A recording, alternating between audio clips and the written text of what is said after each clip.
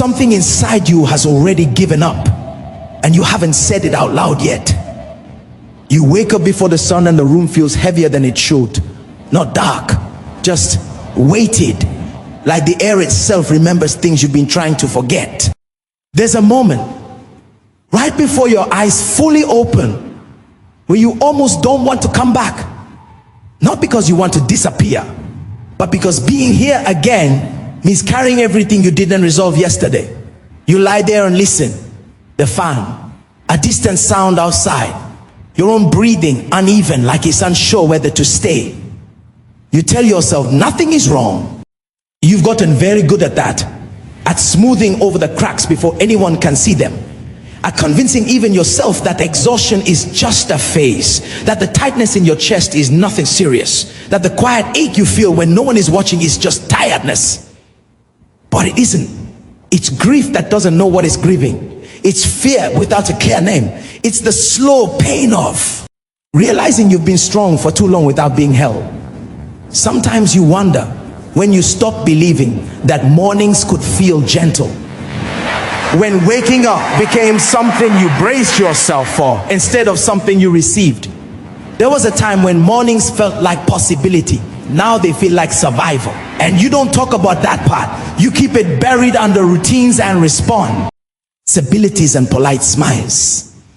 You keep showing up because that's what you've learned how to do. But inside, there's a quiet question that keeps returning. Usually before dawn. Usually when the world is still honest. Is this really all there is? You don't say it with anger. You say it with fatigue. With the kind of tired that sleep doesn't touch. You've prayed before. You've whispered words into the ceiling. You've closed your eyes and hoped something would shift. But lately even that feels heavy. Because asking again means admitting nothing has changed yet, and that hurts more than silence. There's a strange loneliness in believing and still feeling forgotten, in trusting and still waking up with the same weight on your chest, in holding on while quietly wondering if you're the only one still trying. You don't doubt everything, you just doubt yourself. You doubt whether you're heard, whether your quiet endurance counts for anything, whether the tears you swallowed mattered if no one saw them fall.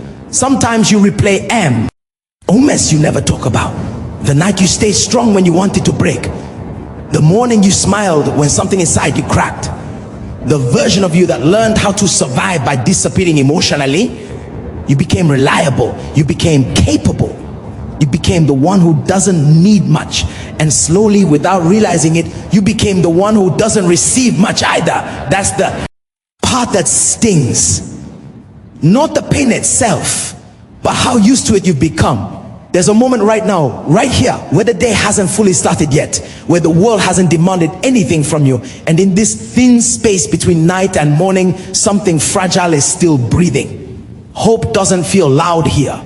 It feels hesitant. Like it's afraid you'll push it away if it speaks too bold. Lie. So it whispers instead. Not promises, not guarantees, just presence. A sense that you are not as alone in this moment as you feel. You don't need a miracle that announces itself with noise. You're too tired for spectacle.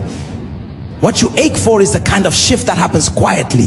The kind that doesn't ask you to perform belief. The kind that meets you exactly where you are. Unfinished, Sure, one thing. There's something about these early hours, before explanations, before defenses, before the day teaches you how to hide again. In this stillness, you don't have to be impressive. You don't have to be certain. You don't have to be strong. You just exist. And that feels unfamiliar.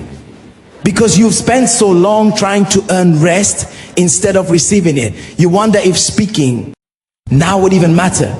If opening your heart again would just reopen old disappointments. If hoping again would cost more than you can afford. And yet, you're still here, still breathing, still listening, still awake before the sun, even when you're exhausted. That's to mean something. Not because it's heroic, but because it's honest. There's a part of you that hasn't quit, even though it's been hurt. a part that still shows up in the quiet, even without answers, a part that still believes very softly that mornings can hold more than repetition. You don't ask for everything to change. You're past that. You just want one thing to feel lighter, one burden to loosen, one unexpected gentleness to find you when you weren't looking for it. And maybe that's how it happened.